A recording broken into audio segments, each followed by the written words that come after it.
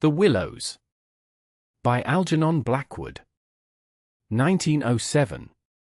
Contents: I. 2. 3. 4. V. I. After leaving Vienna, and long before you come to Budapest, the Danube enters a region of singular loneliness and desolation, where its waters spread away on all sides regardless of a main channel, and the country becomes a swamp for miles upon miles, covered by a vast sea of low willow bushes. On the big maps this deserted area is painted in a fluffy blue, growing fainter in color as it leaves the banks, and across it may be seen in large straggling letters the word _Sumpfer_, meaning marshes.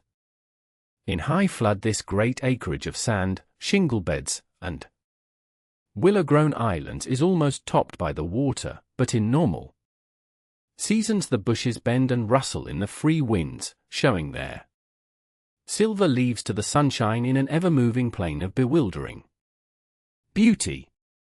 These willows never attain to the dignity of trees. They have no rigid trunks, they remain humble bushes, with rounded tops and soft outline, swaying on slender stems that answer to the least pressure of the wind, supple as grasses, and so continually shifting that they somehow give the impression that the entire plain is moving and alive.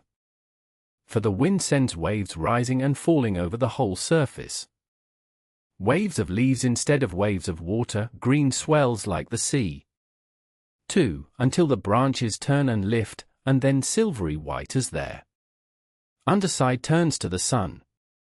Happy to slip beyond the control of the stern banks, the Danube here wanders about at will among the intricate network of channels, intersecting the islands everywhere with broad avenues down which the waters pour with a shouting sound, making whirlpools, eddies, and foaming rapids, tearing at the sandy banks, carrying away masses of shore and willow clumps, and forming new islands innumerably which shift daily in size and shape and possess at best an impermanent life, since the flood time obliterates their very existence.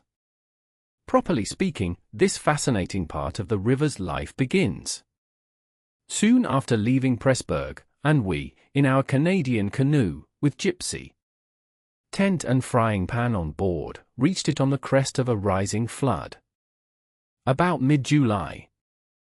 That very same morning, when the sky was reddening before sunrise, we had slipped swiftly through still sleeping Vienna, leaving it a couple of hours later a mere patch of smoke against the blue hills of the Wienerwald on the horizon. We had breakfasted below fishermen under a grove of birch trees roaring in the wind, and had then swept on the tearing current past Orth, Hainburg, Petronell, the old Roman Carnuntum of Marcus Aurelius, and so under the frowning heights of Thelsen on a spur of the Carpathians, where the march steals in quietly from the left and the frontier is crossed between Austria and Hungary. Racing along at 12 kilometers an hour soon took us well into Hungary, and the muddy waters, sure sign of flood, sent us aground on many a shingle bed, and twisted us like a cork in many a sudden belching whirlpool before the towers of Pressburg, Hungarian, Pozsony, showed against the sky, and then the canoe, leaping like a spirited horse, flew at top speed under the grey walls, negotiated safely the sunken chain of the Fliegen-Bruck ferry, turned the corner sharply to the left, and plunged on yellow foam into the wilderness of islands, sandbanks, and swampland beyond, the land of the willows. The change came suddenly, as when a series of bioscope pictures snaps down on the streets of a town and shifts without warning into the scenery of lake and forest. We entered the land of desolation on wings, and in less than half an hour there was neither boat nor fishing hut, nor red roof, nor any single sign of human habitation and civilization. within sight. The sense of remoteness from the world of humankind, the utter isolation, the fascination of this singular world of willows, winds, and waters, instantly laid its spell upon us both, so that we allowed laughingly to one another that we ought by rights to have held some special kind of passport to admit us, and that we had, somewhat audaciously, come without asking leave into a separate little kingdom of wonder and magic, a kingdom that was reserved for the use of others, who had a right to it, with everywhere unwritten warnings to trespassers for those who had the imagination to discover them. Though still early in the afternoon, the ceaseless buffetings of a most tempestuous wind made us feel weary, and we at once began casting about for a suitable camping ground for the night. But the bewildering character of the islands made landing difficult. The swirling flood carried us inshore and then swept us out again. The willow branches tore our hands as we seized them to stop the canoe, and we pulled many a yard of sandy bank into the water before at length we shot with a great sideways blow from the wind into a backwater and managed to beach the bows in a cloud of spray. Then we lay panting and laughing after our exertions on the hot yellow sand, sheltered from the wind, and in the full blaze of a scorching sun, a cloudless blue sky above, and an immense army of dancing, shouting willow bushes, closing in from all sides, shining with spray and clapping their thousand little hands as though to applaud the success of our efforts. "What a river!" I said to my companion, thinking of all the way we had travelled from the source in the Black Forest, and how he had often been obliged to wade and push in the upper shallows at the beginning of June.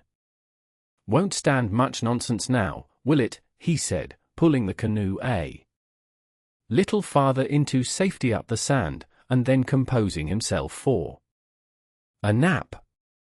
I lay by his side, happy and peaceful in the bath of the elements, water, wind, sand, and the great fire of the sun, thinking of the long journey that lay behind us, and of the great stretch before us to the Black Sea, and how lucky I was to have such a delightful and charming travelling companion as my friend, the Swede. We had made many similar journeys together, but the Danube, more than any other river I knew, impressed us from the very beginning with its aliveness from its tiny bubbling entry into the world among the pinewood gardens of Donaueschingen, until this moment when it began to play the great river game of losing itself among the deserted swamps. Unobserved, unrestrained, it had seemed to us like following the growth of some living creature, sleepy at first, but later developing violent desires as it became conscious of its deep soul. It rolled, like some huge fluid being, through all the countries we had passed, holding our little craft on its mighty shoulders, playing roughly with us. Sometimes, yet always friendly and well-meaning, till at length we had come inevitably to regard it as a great personage. How, indeed, could it be otherwise, since it told us so much of its secret life? At night we heard it singing to the moon as we lay in our tent, uttering that odd sibilant note peculiar to itself and said to be caused by the rapid tearing of the pebbles along its bed, so great is its hurrying speed. We knew, too, the voice of its gurgling whirlpools, suddenly bubbling up on a surface previously quite calm, the roar of its shallows and swift rapids, its constant steady thundering below all mere surface sounds, and that ceaseless tearing of its icy waters at the banks. How it stood up and shouted when the rains fell flat upon its face, and how its laughter roared out when the wind blew upstream and tried to stop its growing speed. We knew all its sounds and voices. its tumblings and foamings, its unnecessary splashing against the bridges, that self-conscious chatter when there were hills to look on. The affected dignity of its speech when it passed through the little towns, far too important to laugh, and all these faint, sweet whisperings when the sun caught it fairly in some slow curve and poured down upon it till the steam rose. It was full of tricks, too, in its early life before the great world knew it. There were places in the upper reaches among the Swabian forests, when yet the first whispers of its destiny had not reached it, where it elected to disappear through holes in the ground, to appear again on the other side of the porous limestone hills and start a new river with another name, leaving, too, so little water in its own bed that we had to climb out and wade and push the canoe through miles of shallows. And a chief pleasure, in those early days of its irresponsible youth, was to lie low, like Brer Fox, just before the little turbulent tributaries came to join it from the Alps, and to refuse to acknowledge them when in, but to run for miles side by side, the dividing line well marked, the very levels different, the Danube utterly declining to recognize the newcomer.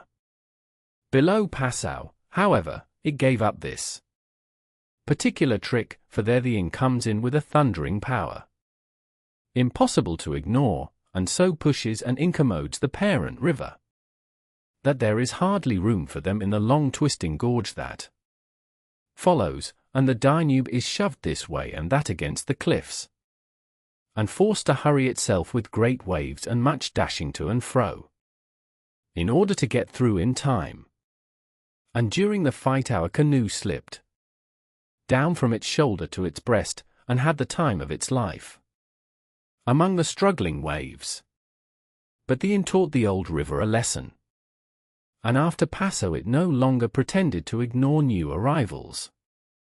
This was many days back, of course, and since then we had come to know other aspects of the great creature, and across the Bavarian wheat plain of Straubing she wandered so slowly under the blazing June sun that we could well imagine only the surface inches were water, while below there moved, concealed as by a silken mantle, a whole army of Undines, passing silently and unseen down to the sea, and very leisurely too, lest they be discovered. Much, too, we forgave her because of her friendliness to the birds and animals that haunted the shores. Cormorants lined the banks in lonely places in rows like short black palings, grey crows crowded the shingle beds, storks stood fishing in the vistas of shallower water that opened up between the islands, and hawks, swans, and marsh birds of all sorts filled the air with glinting wings and singing, petulant cries. It was impossible to feel annoyed with the river's vagaries. After seeing a deer leap with a splash into the water at sunrise and swim past the bows of the canoe, and often we saw fawns peering at us from the underbrush, or looked straight into the brown eyes of a stag as we charged full tilt round a corner and entered another reach of the river. Foxes, too, everywhere haunted the banks, tripping daintily among the driftwood and disappearing so suddenly that it was impossible to see how they managed it. But now, after leaving Pressburg, everything changed a little, and the Danube became more serious. It ceased trifling. It was halfway to the Black Sea, within seeming distance almost of other, stranger countries, where no tricks would be permitted or understood. It became suddenly grown up, and claimed our respect and even our awe. It broke out into three arms, for one thing, that only met again 100 kilometers farther down, and for a canoe there were no indications which one was intended to be followed. If you take a side channel, said the Hungarian officer we met in the Pressburg shop while buying provisions, you may find yourselves, when the flood subsides, 40 miles from anywhere, high and dry, and you may easily starve. There are no people, no farms, no fishermen. I warn you not to continue. The river, too, is still rising, and this wind will increase. The rising river did not alarm us in the least, but the matter of being left high and dry by a sudden subsidence of the waters might be serious, and we had consequently laid in an extra stock of provisions. For the rest, the officer's prophecy held true, and the wind, blowing down a perfectly clear sky, increased steadily till it reached the dignity of a westerly gale. It was earlier than usual when we camped, for the sun was a good hour or two from the horizon, and leaving my friend still asleep on the hot sand, I wandered about in desultory examination of our hotel. The island, I found, was less than an acre in extent, a mere sandy bank, standing some 2 or 3 feet above the level of the river. The far end, pointing into the sunset, was covered with flying spray which the tremendous wind drove off the crests of the broken waves. It was triangular in shape, with the apex upstream. I stood there for several minutes, watching the impetuous crimson flood bearing down with a shouting roar, dashing in waves against the bankers, though to sweep it bodily away, and then swirling by in 2 foaming streams on either side. The ground seemed to shake with the shock and rush, while the furious movement of the willow bushes as the wind poured over them increased the curious illusion that the island itself actually moved. Above, for a mile or 2, I could see the great river descending upon me. It was like looking up the slope of a sliding hill, white with foam, and leaping up everywhere to show itself to the sun. The rest of the island was too thickly grown with willows to make walking pleasant, but I made the tour, nevertheless. From the lower end, the light, of course, changed, and the river looked dark and angry. Only the backs of the flying waves were visible, streaked with foam, and pushed forcibly by the great puffs of wind that fell upon them from behind. For a short mile it was visible, pouring in and out among the islands, and then disappearing with a huge sweep into the willows, which closed about it like a herd of monstrous antediluvian creatures, crowding down to drink. They made me think of gigantic sponge-like growths that sucked the river up into themselves. They caused it to vanish from sight. They herded there together in such overpowering numbers. Altogether it was an impressive scene, with its utter loneliness, its bizarre suggestion, and as I gazed, long and curiously, a singular emotion began to stir somewhere in the depths of me. Midway in my delight of the wild beauty, there crept, unbidden and unexplained, a curious feeling of disquietude, almost of alarm. A rising river, perhaps, always suggests something of the ominous. Many of the little islands I saw before me would probably have been swept away by the morning. This resistless, thundering flood of water touched the sense of awe. Yet I was aware that my uneasiness lay deeper far than the emotions of awe and wonder. It was not that I felt, nor had it directly to do with the power of the driving wind, this shouting hurricane that might almost carry up a few acres of willows into the air and scatter them like so much chaff over the landscape. The wind was simply enjoying itself, for nothing rose out of the flat landscape to stop it, and I was conscious of sharing its great game with a kind of pleasurable excitement. Yet this novel emotion had nothing to do with the wind. Indeed, so vague was the sense of distress I experienced, that it was impossible to trace it to its source and deal with it accordingly, though I was aware somehow that it had to do with my realization of our utter insignificance before this unrestrained power of the elements about me.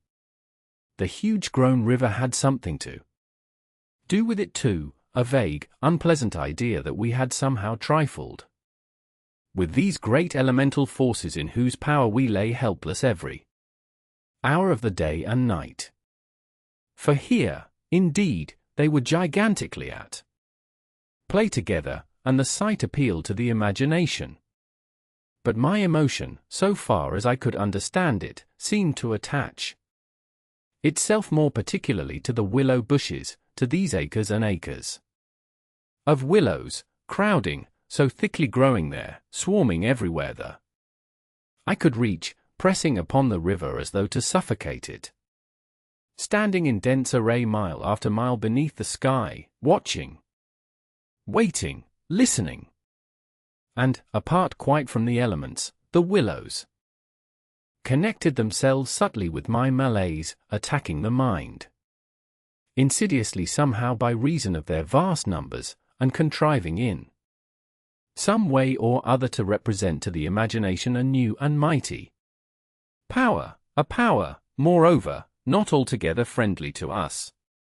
Great revelations of nature, of course, never fail to impress in one way or another, and I was no stranger to moods of the kind.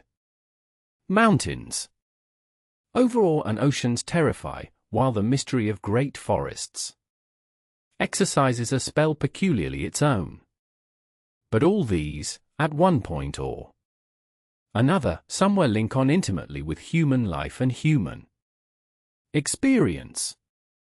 They stir comprehensible, even if alarming, emotions. They tend on the whole to exalt. With this multitude of willows, however, it was something far different, I felt. Some essence emanated from them that besieged the heart. A sense of awe awakened, true, but of awe touched somewhere by a vague terror. Their serried ranks, growing everywhere darker about me. As the shadows deepened, moving furiously yet softly in the wind, woke in me the curious and unwelcome suggestion that we had trespassed here upon the borders of an alien world, a world where we were intruders, a world where we were not wanted or invited to remain, where we ran grave risks perhaps. The feeling, however, though it refused to yield its meaning entirely to analysis, did not at the time trouble me by passing into menace. Yet it never left me quite, even during the very practical business of putting up the tent in a hurricane of wind and building a fire for the stew pot. It remained just enough to bother and perplex, and to rob a most delightful camping ground of a good portion of its charm. To my companion, however, I said nothing, for he was a man I considered devoid of imagination. In the first place, I could never have explained to him what I meant, and in the second, he would have laughed stupidly at me if I had. There was a slight depression in the center of the island, and here we pitched the tent. The surrounding willows broke the wind a bit. A poor camp, observed the imperturbable Swede when at last the tent stood upright, no stones and precious little firewood. I'm for moving on early tomorrow, eh? This sand won't hold anything. But the experience of a collapsing tent at midnight had taught us many devices, and we made the cozy gypsy house as safe as possible, and then set about collecting a store of wood to last till bedtime. Willow bushes dropped no branches, and driftwood was our only source of supply. We hunted the shores pretty thoroughly. Everywhere the banks were crumbling as the rising flood tore at them and carried away great portions with a splash and a gurgle. "The island's much smaller than when we landed," said the accurate Swede. "It won't last long at this rate. We'd better drag the canoe close to the tent and be ready to start at a moment's notice. I shall sleep in my clothes." He was a little distance off, climbing along the bank, and I heard his rather jolly laugh as he spoke. "By Jove!" I heard him call, a moment later, and turned to see what had caused his exclamation. But for the moment he was hidden by the willows, and I could not find him. "What in the world's this?" I heard him cry again, and this time his voice had become serious. I ran up quickly and joined him on the bank. He was looking over the river, pointing at something in the water. "Good heavens, it's a man's body," he cried excitedly. "Look!" A black thing, turning over and over in the foaming waves, swept rapidly past. It kept disappearing and coming up to the surface again. It was about 20 feet from the shore, and just as it was opposite to where we stood it lurched round and looked straight at us.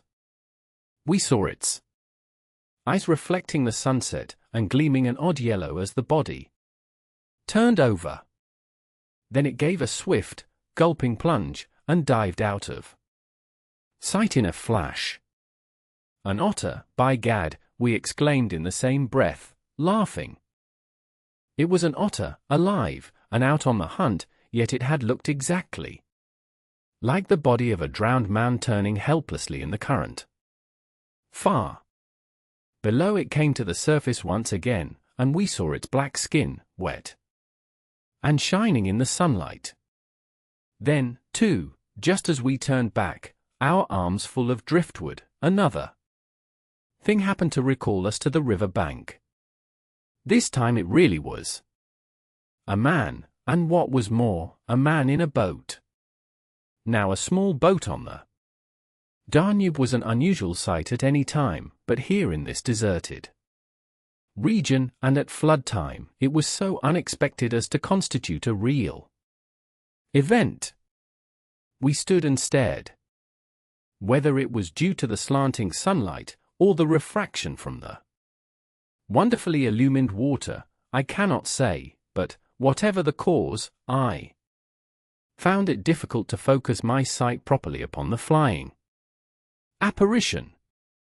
It seemed, however, to be a man standing upright in a sort of flat-bottomed boat, steering with a long oar, and being carried down the opposite shore at a tremendous pace.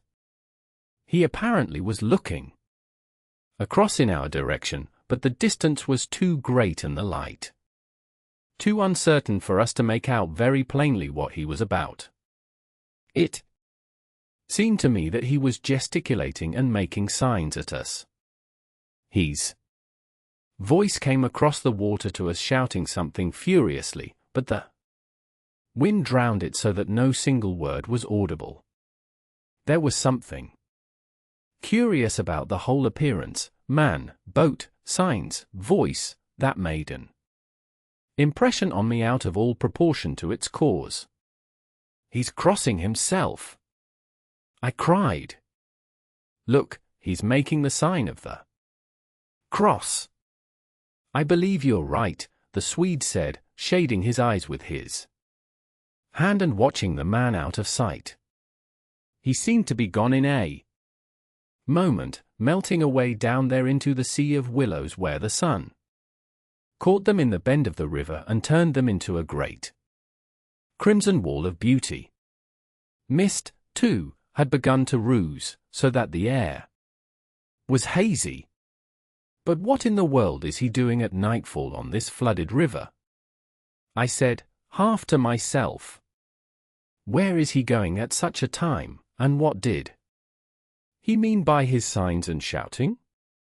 Do you think he wished to warn us about something? He saw our smoke, and thought we were spirits probably," laughed my companion. These Hungarians believe in all sorts of rubbish, you. Remember the shopwoman at Pressburg warning us that no one ever landed here because it belonged to some sort of beings outside man's world. I suppose they believe in fairies and elementals, possibly demons, too. That peasant in the boat saw people on the islands for the first time in his life, he added, after a slight pause, and it scared him. That's all. The Swede's tone of voice was not convincing, and his manner lacked something that was usually there. I noted the change instantly while he talked, though without being able to label it precisely. If they had enough imagination, I laughed loudly. I remember trying to make as much noise as I could. They might well people a place like this with the old gods of antiquity. The Romans must have haunted all this region more or less with their shrines and sacred groves and elemental deities. The subject dropped and we returned to our stewpot, for my friend was not given to imaginative conversation as a rule. Moreover, just then I remember feeling distinctly glad that he was not imaginative. His stolid, practical nature suddenly seemed to me welcome and comforting. It was an admirable temperament. I felt he could steer down rapids like a Red Indian, shoot dangerous bridges and whirlpools better than any white man I ever saw in a canoe.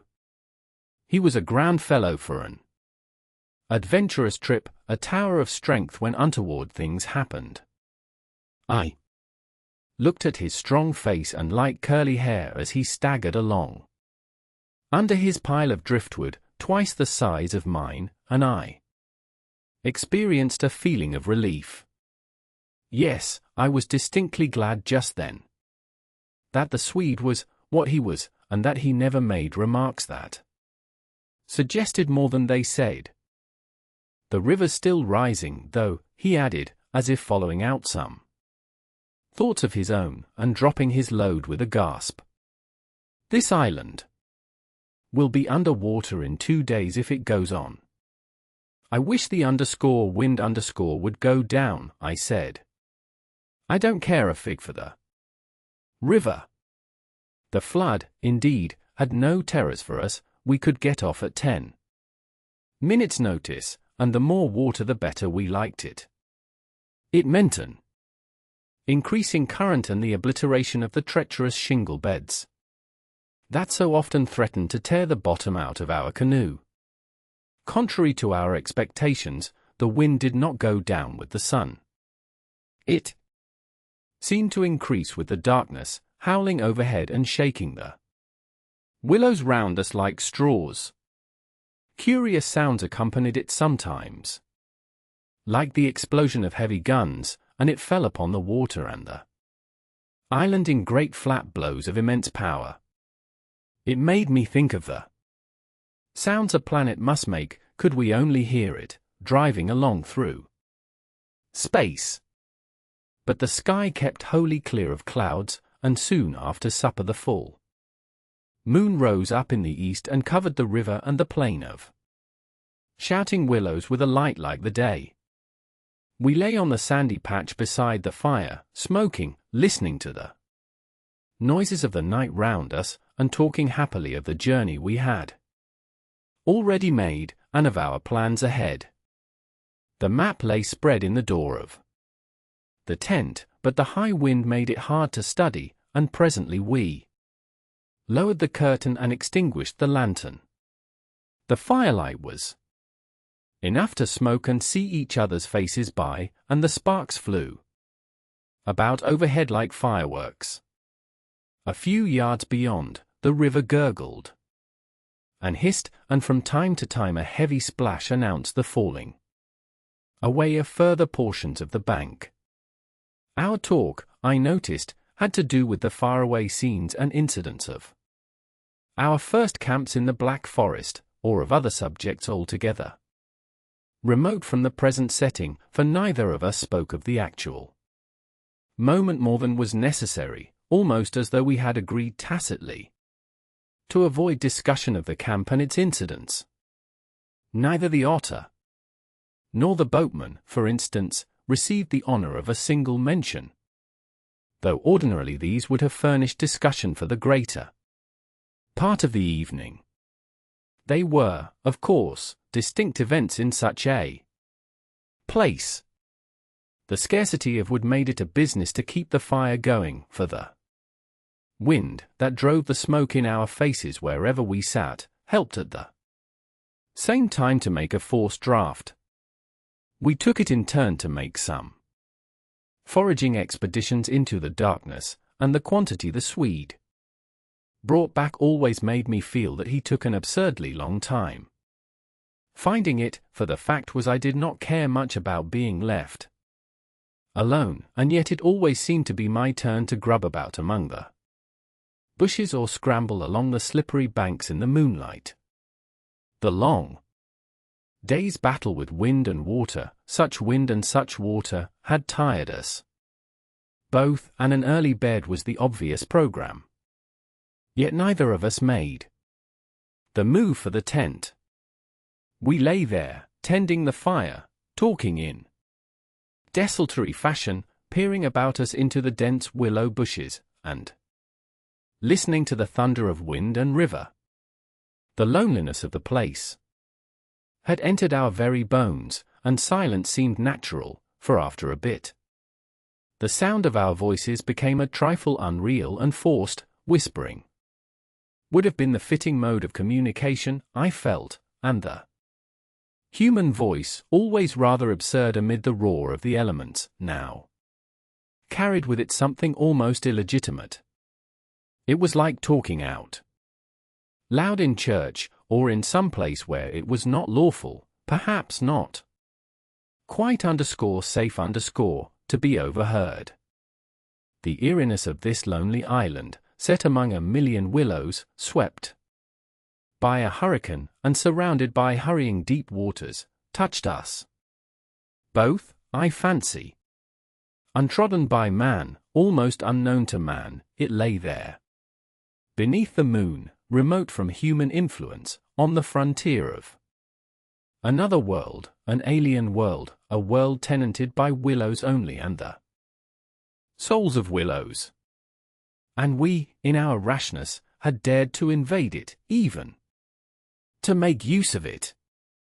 Something more than the power of its mystery stirred in me as I lay on the sand, feet to fire, and peered up through the leaves at the stars. For the last time I rose to get firewood. When this has burnt up, I said firmly, I shall turn in, and my companion watched me lazily as I moved off into the surrounding shadows. For an unimaginative man, I thought he seemed unusually receptive that night, unusually open to suggestion of things other than sensory. He, too, was touched by the beauty and loneliness of the place. I was not altogether pleased, I remember, to recognize this slight change in him. And instead of immediately collecting sticks, I made my way to the far point of the island where the moonlight on plain and river could be seen to better advantage. The desire to be alone had come suddenly upon me. My former dread returned in force. There was a vague feeling in me I wished to face and probe to the bottom. When I reached the point of sand jutting out among the waves, the spell of the place descended upon me with a positive shock. No mere scenery could have produced such an effect. There was something more here. Something to alarm. I gazed across the waste of wild waters, I watched the whispering willows, I heard the ceaseless beating of the tireless wind, and one and all, each in its own way, stirred in me this sensation of a strange distress. But the willows especially, forever they went on chattering and talking among themselves, laughing a little, shrilly, crying out, sometimes sighing, but what it was they made so much to do about belonged to the secret life of the great plain they inhabited. and it was utterly alien to the world I knew, or to that of the wild. Yet kindly elements. They made me think of a host of beings from another plane of life, another evolution altogether, perhaps, all discussing a mystery known only to themselves. I watched them moving busily together, oddly shaking their big bushy heads, twirling their myriad leaves even when there was no wind. They moved of their own will, as though alive, and they touched, by some incalculable method, my own keen sense of the horrible. There they stood in the moonlight, like a vast army surrounding our camp, shaking their innumerable silver spears defiantly, formed all ready for an attack. The psychology of places, for some imaginations at least, is very vivid. For the wanderer, especially, camps have their note either of welcome or rejection. At first it may not always be apparent, because the busy preparations of tent and cooking prevent, but with the first pause, after supper usually, it comes and announces itself. And the note of this willow camp now became unmistakably plain to me. We were interlopers, trespassers, we were not welcomed. The sense of unfamiliarity grew upon me as I stood there watching. We touched the frontier of a region where our presence was resented. For a night's lodging we might perhaps be tolerated, but for a prolonged and inquisitive stay, no. By all the gods of the trees and wilderness, no.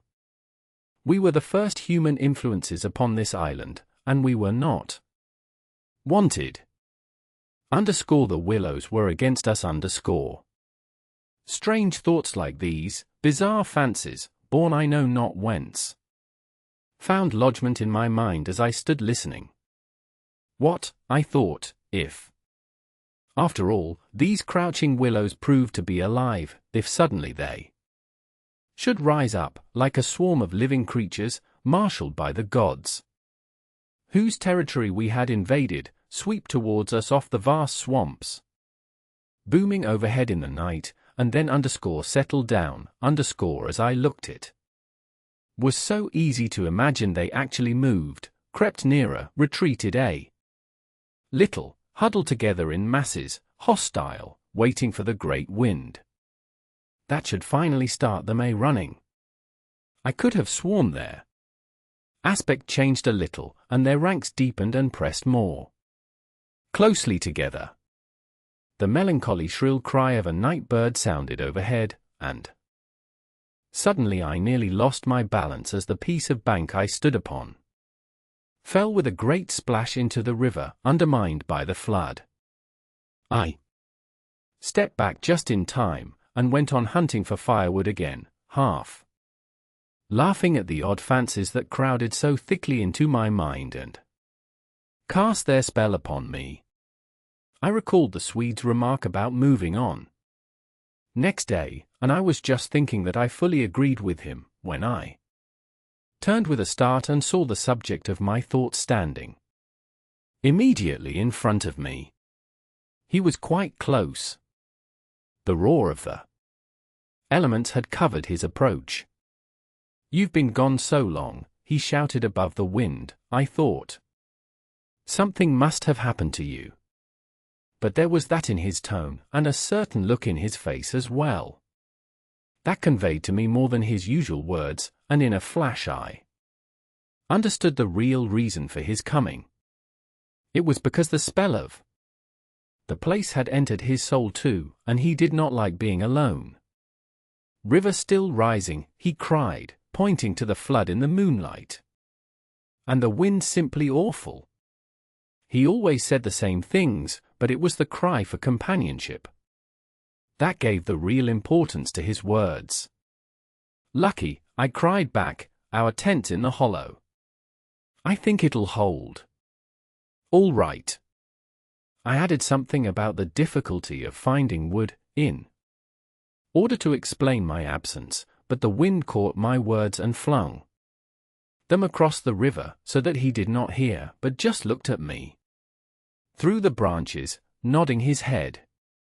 "Lucky if we get away without disaster," he shouted, or words to that effect, and I remember feeling half angry with him for putting the thought into words, for it was exactly what I felt myself.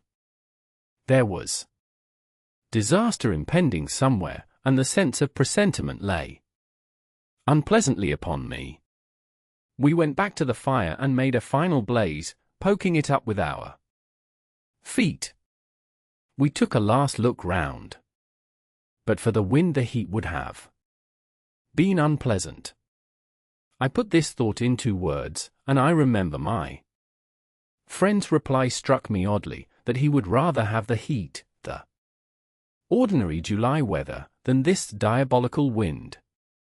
Everything was snug for the night, the canoe lying turned over beside the tent, with both yellow paddles beneath her, the provision sack hanging from a willow stem, and the washed-up dishes removed to a safe distance from the fire, all ready for the morning meal. We smothered the embers of the fire with sand, and then turned in. The flap of the tent door was up, and I saw the branches and the stars and the white moonlight, the shaking willows and the heavy buffetings of the wind against our taut little house were the last things I remembered as sleep came down and covered all with its soft and delicious forgetfulness. 2. Suddenly I found myself lying awake, peering from my sandy mattress through the door of the tent. I looked at my watch pinned against the canvas, and saw by the bright moonlight that it was past 12 o'clock, the threshold of a new day, and I had therefore slept a couple of hours. The Swede was asleep still beside me, the wind howled as before, something plucked at my heart and made me feel afraid. There was a sense of disturbance in my immediate neighborhood. I sat up quickly and looked out.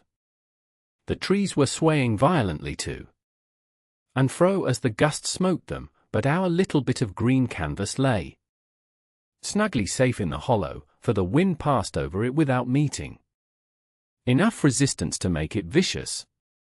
The feeling of disquietude did not pass, however, and I crawled quietly out of the tent to see if our belongings were safe. I moved carefully so as not to waken my companion. A curious excitement was on me. I was halfway out, kneeling on all fours, when my eye first took in that the tops of the bushes opposite, with their moving tracery of leaves, made shapes against the sky.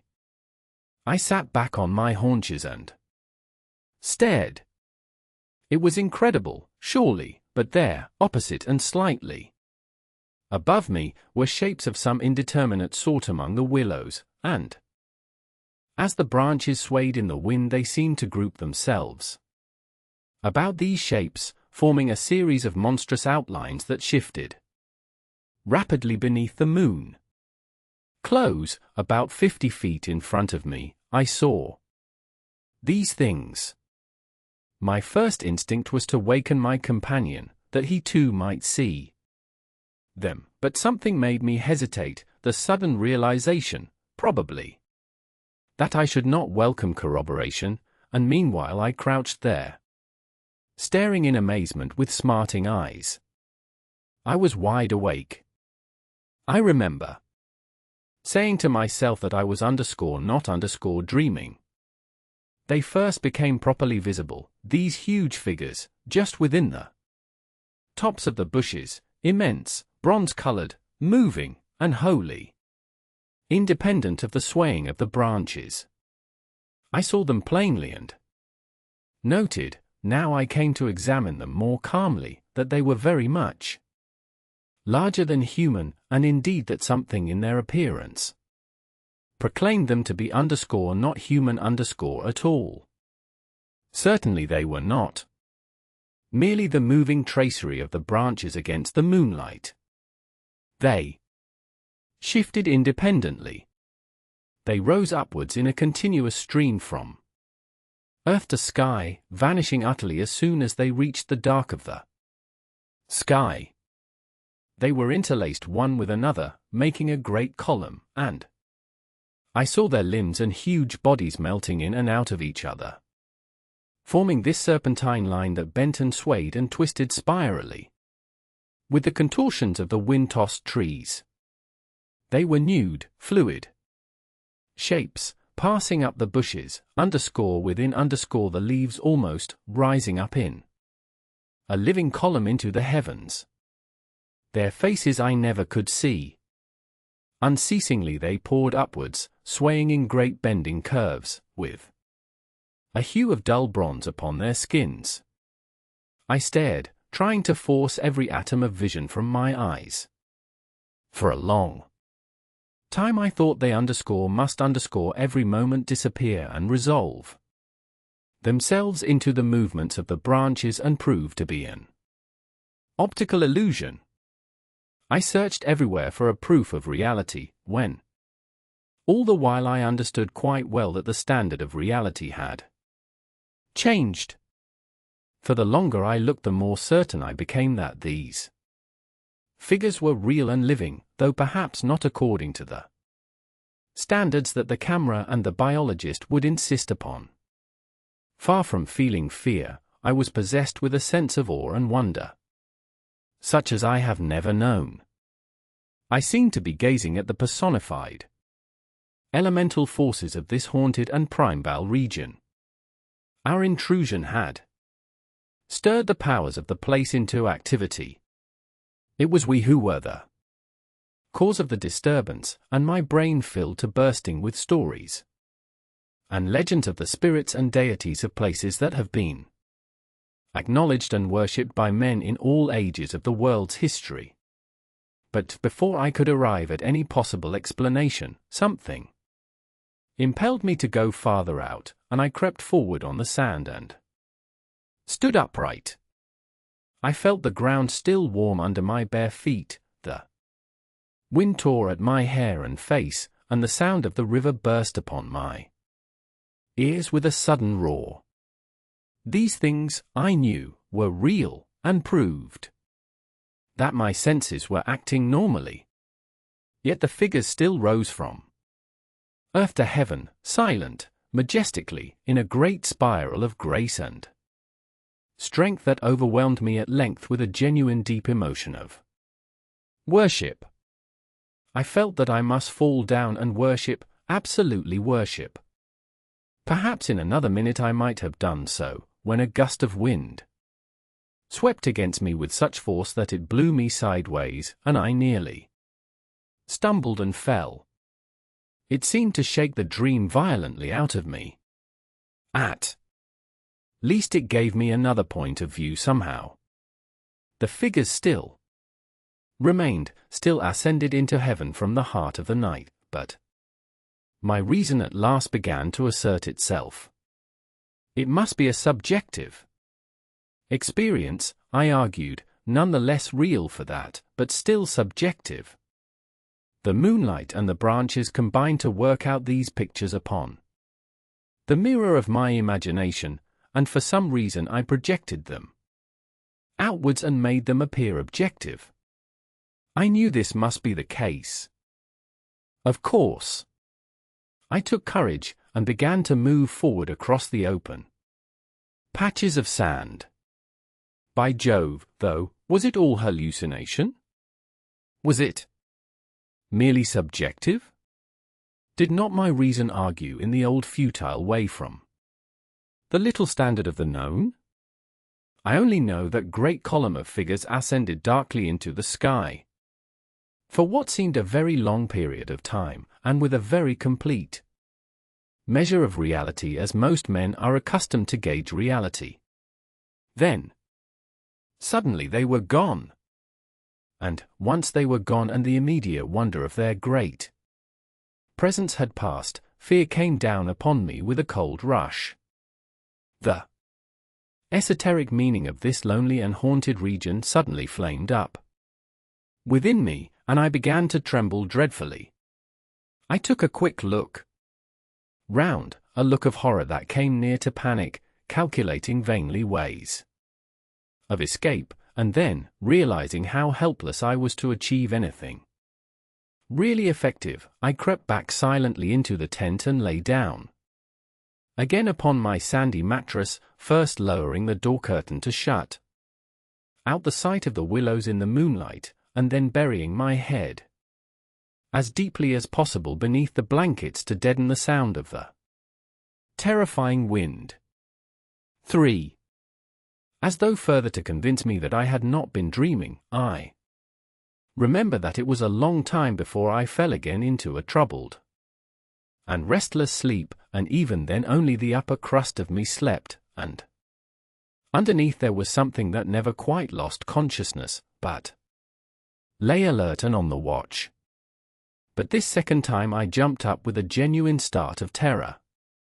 It was neither the wind nor the river that woke me, but the slow approach of something that caused the sleeping portion of me to grow smaller and smaller till at last it vanished altogether, and I found myself sitting bolt upright, listening. Outside there was a sound of multitudinous little patterings. They had been coming, I was aware, for a long time, and in my sleep they had first become audible. I sat there nervously wide awake as though I had not slept at all. It seemed to me that my breathing came with difficulty, and that there was a great weight upon the surface of my body. In spite of the hot night, I felt clammy with cold and shivered. Something surely was pressing steadily against the sides of the tent and weighing down upon it from above. Was it the body of the wind? Was this the pattering rain, the dripping of the leaves? The spray blown from the river by the wind and gathering in big drops? I thought quickly of a dozen things.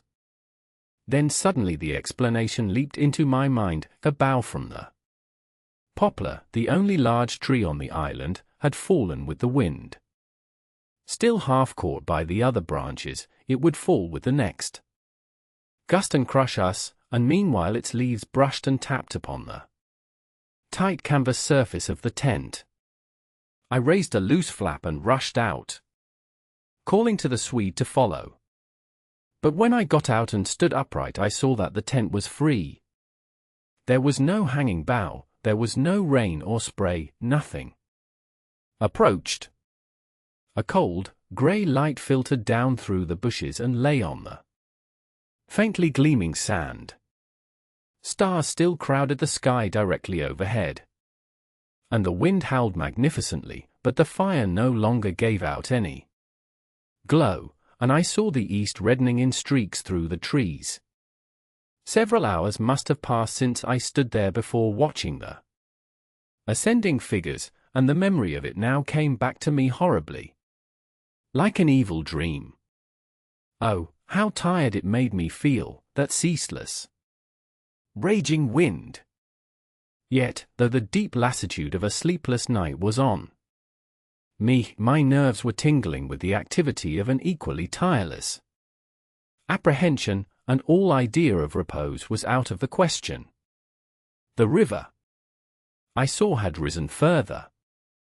Its thunder filled the air, and a fine spray made itself felt through my thin sleeping shirt. Yet nowhere did I discover the slightest evidence of anything to cause alarm.